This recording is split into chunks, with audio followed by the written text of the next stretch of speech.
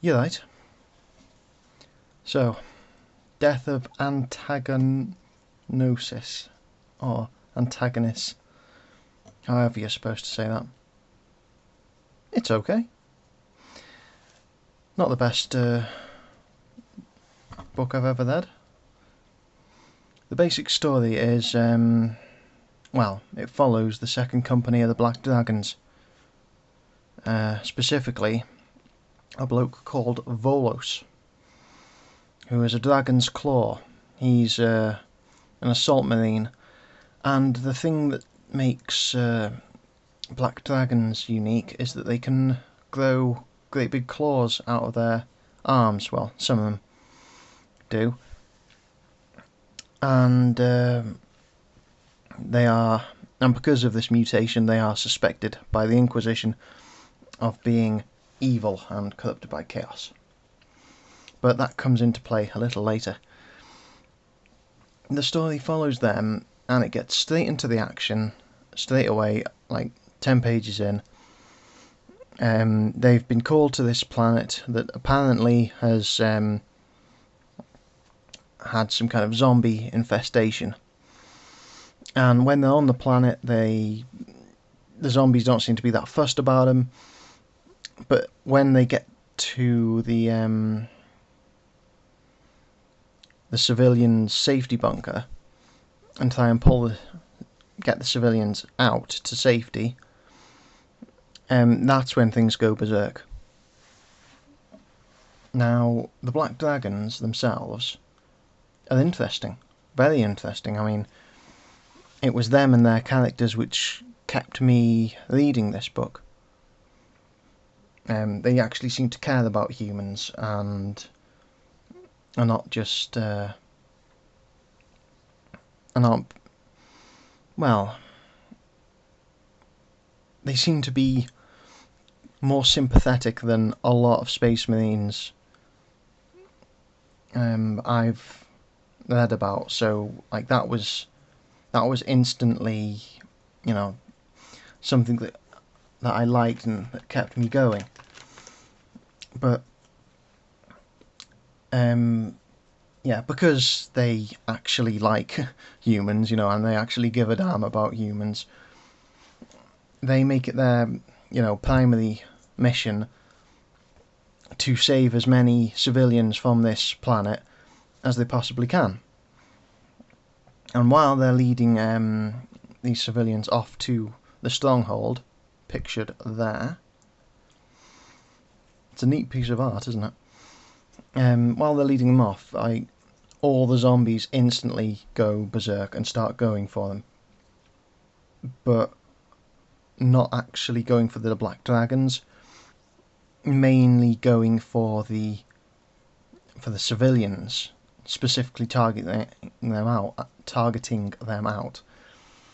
And there's a lot of and that sets up the story really well, because there's mystery, there's good action, and the reason the action is good is it's there to illustrate the story. It isn't there to make the Black Dragons look cool. So that's the good part about this setup. This first, I don't know, first quarter of the book maybe it takes up. Yeah, so they finally get to the stronghold. There's only a few civilians left, and then it introduces you to Toran, who's like the most pure, one of the more pure Black Dragons. He hasn't got any of the mutations or anything.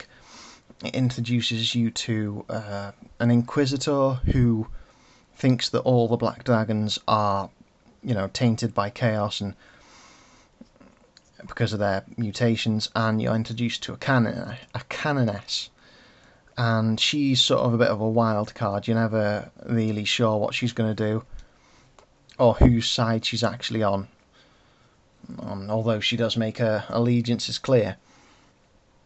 And from there, the story springboards, because then they start to figure out why the zombie plague happened.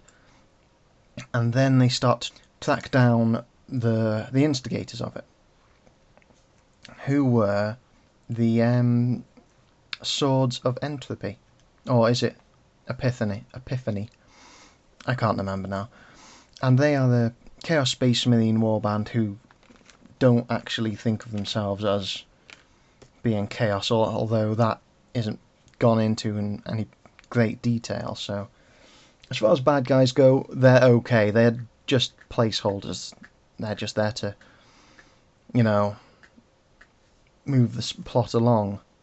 They're led by a deacon, I think that's what he referred to himself as. And he's quite an intriguing villain. Although, you know, you get an understanding of what he's like, what makes him tick.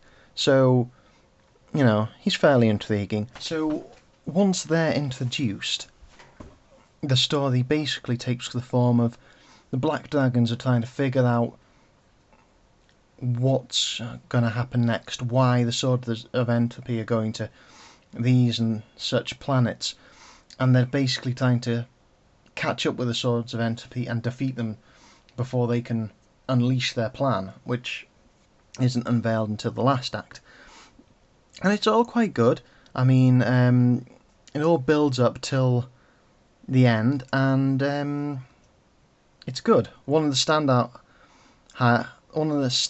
moments is when Toran and Volos duel in the I think they're sparring cages, and it's really interesting. It's really good reading. You know, it's exciting.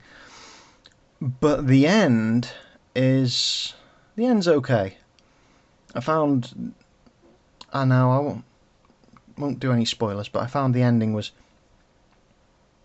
just serviceable. It was just okay. It wraps up pretty much everything. Spoiler warning, the good guys win. It's not, as always with 40k, it isn't a particularly happy ending, but yeah, I think it does justice. So, all in all, you could do a lot worse, you know? If you're a fan of 40k, if you're a fan of Space Marines, then yes, go for it. If you're a fan of zombies, then go for it. If you're a fan of sci-fi, maybe get it cheap, you know, see if you can't get it cheap. One final thing I will say is that the last battle isn't quite as it wasn't quite as interesting for me. It wasn't quite as good, because with the zombies at the start, it did seem like they weren't trying to make the characters look cool. They were trying to service the story with that, and they did, and it made it interesting, and it, you know, sucked me into the story. But the final battle I thought was a little bit boring, because you're pretty much a standard Space Marines and Chaos fight each other, and the Chaos can't match up to the Space Marines because they're rubbish. They're just no good. They're puny compared to mighty Space Marines. So, I don't know. The last battle was a little bit disappointing, but yeah, all in all, it's quite good. It's okay, you know. Anyway, happy reading.